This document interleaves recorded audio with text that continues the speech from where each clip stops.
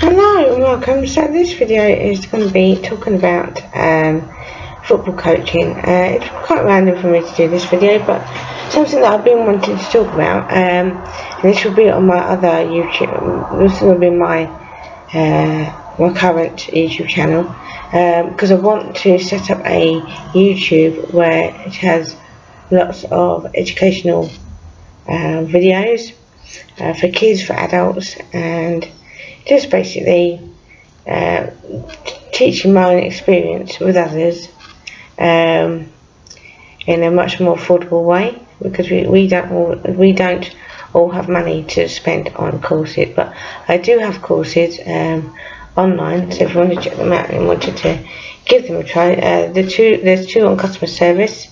There is one about child protection, and I'm working on a life coaching online course as well, but I'm also going to use this platform to also share my experience. And in doing that, I want to talk about football coaching. I'm putting together a presentation to talk about soccer, because I am a qualified football coach. I coached a team who are now men. Can you believe it or not? Seeing them on Instagram, I can't believe how time has flown so by, but it's so good to see them do really well. So I do stay in contact with those that I coach, but via social media as such. And there's quite a few of the parents of the players that I used to coach have followed me on Instagram, and I follow them. So it's a good way of keeping in touch. But being a soccer coach, you do have to, a lot of the time, work on the cuff. As I say, you have to, if you're new to coaching, the one piece of advice is get to know the people you're coaching first. So if you're football coaching, just get them to play a game of football, so you can just see how they play, what they enjoy as part of the football, enjoy in terms of football, and just getting to know them, getting to know you, and you getting to know them. And also setting standards. That's something that I do believe in. Every team or organisation in terms of sport should all have a code of conduct, because you will get those who will, unfortunately, abuse not say abuse it, but to kind of use it in a negative way, in terms of I've seen it for myself, that a lot of adults who try and coach kids talk in football talk. And if you're an 8-year-old who has just discovered or just started out playing football, because it is a totally different concept when you're playing out in the garden to when you're playing in a match under the youth, FA. So one thing I will say is make sure you have a code of conduct that all parents understand, so they can respect you in coaching their children, and also prepare yourself in terms of the mindset. Remember, you're in charge, but you're there to guide them through their football coaching. You're not there to scream and shout at them. You're there to guide them and support them. So there's a couple of things that I want to address on football coaching, and I will be doing more. But the other thing is going on that is respecting the game. So don't encourage fouling, but it's also good to encourage competitiveness, because that is healthy. It doesn't mean that they think any less of the other team. It's because they know it's a game of sport, and in the game of sport, you can draw. It's also nice to win matches as well, because it's good for them. It makes it fun. It makes it enjoyable. They enjoy coming to training. They go home with a spring in their step, and that's the main aim when it comes to football coaching, is to be presentable and be prepared. And one thing I always used to do is what I do with the FA as such is always have an A plan and a B plan. And what I mean by that is because obviously AstroTurf can get very, very slippery when it comes to playing football.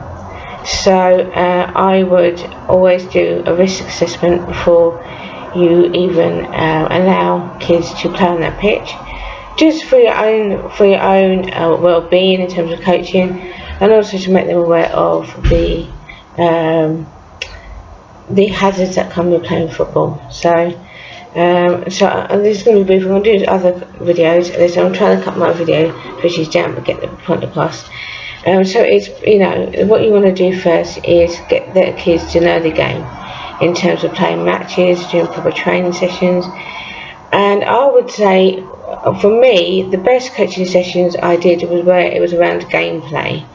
And in watching other coaches, because when I was coaching Stoneleigh, the one good thing about it was a really brilliant setup, because they would often go to Goals Centre in Tolworth, where they would where a professional coach would take over, which was great because then it gives you time to learn from them. And what was the other thing that just came to my head? And when it comes to obviously building their confidence, now should you at a younger age let players down in the team? No, I think they're too young to be told that you can't play football because you're not very good, because that just destroys their so I stop playing altogether then? I'm not allowed to kick a football anymore? And that's the questions that, and so I don't think that in a younger age that you should be worried about, who's good enough. It's about them finding their feet, and they will know if it's not good, if they're not happy with something. And that's the other thing. Make sure you coach in a way that you coach your team together. So you're together with your team. It's not that I'm the coach, so you have to talk to me in a certain way. It's important that you are approachable. It's important that you are responsive, and often just an ear to listen. And make sure you observe. If you are set up like we had Stoneleigh, where other coaches would help out with some weeks, is that they'll like to give you time to observe the players more, because the more you learn, they learn, and if you're enjoying it, then so will they. So don't be. And the other thing is, don't set so much up in stone. It's good to be flexible.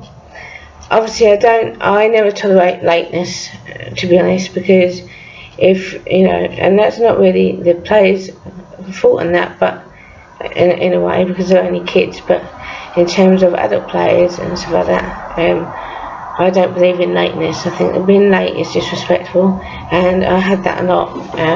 No, I didn't have a lot, but a few times it's happened where someone's turned up quite late, and it's like, and it's not the player's fault, it's the parent. If my son had football coaching sessions, I would always make sure that we got there in plenty of time, so he could, spend some time warming up and kicking about for a bit, and then play some football. But don't set things in stone. Be flexible, be approachable, and be a guide to them rather than. I do believe in being strict. I was very strict as a coach because I didn't like it when someone stood in to be goalie and they all had a go at him, and I told them off and said, you mustn't do that, because at the end of the day you're there to help him out. So don't. And I said, if you continue to do that, we won't be doing any more matches, because you will have arguments, but what does that do? It just escalates, and then nobody wants to play football, and then they can then destroy their confidence and want to come. So it is good to have some level of strictness, so they know not to cross boundaries with other players, and teach them about respect, and that's important.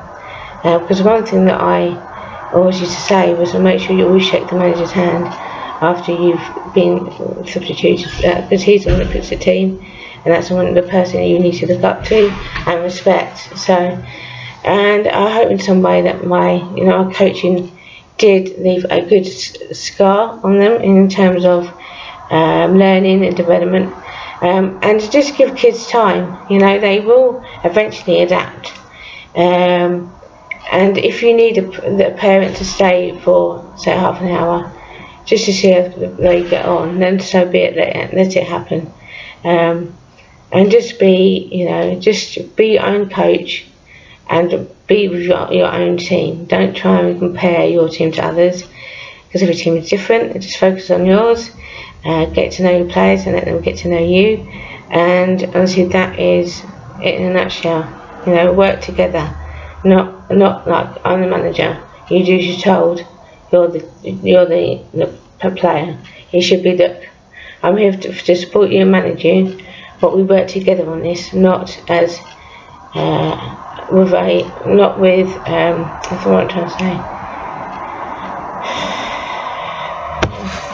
Not in a way that makes them feel uncomfortable, but just sitting down and just observing how they're playing is the best way of coaching, because that then you get in touch with who they are, and that's important. So anyway, sorry the darkness is on there. Anyway, so that's it for this video, and I will see you in the next one. Take care. Bye bye.